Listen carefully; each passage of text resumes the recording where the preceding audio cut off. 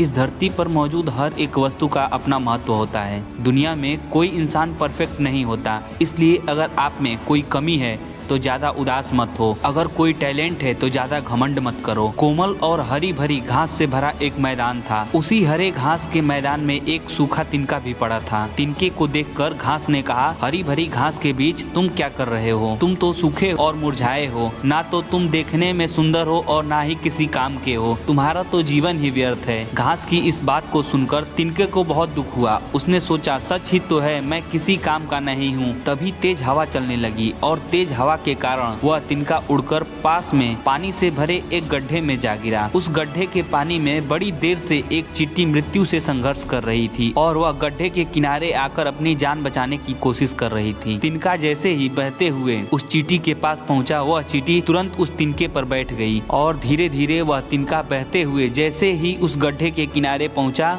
वह चींटी उस पानी से निकलकर जमीन पर आ गई और इस प्रकार चींटी का जान बच गया। चींटी ने तिनके का धन्यवाद किया और बोला, तुम्हारी वजह से आज मेरी जान बच गई। तब वह तिनका बोला, धन्यवाद तो मुझे तुम्हारा करना चाहिए। तुम्हारी वजह से मुझे यह पता चल पाया कि मैं भी किसी के काम आ सकता हूँ। इंसान की जिंदगी में भी ठीक ऐसा ही होता है। इंसान भले ही कैसा हो, लेकिन उस इंसान का अपना ही महत्व होता है और वह कभी न कभी किसी के काम जरूर आता है। आपको इस कहानी से क्या सीख मिली, हमें कमेंट करके जरूर बताइएगा। और अगर आपको यह कहानी पसंद आई तो हमारे चैनल को सब्सक्राइब भी कर लीजिएगा। धन्यवाद।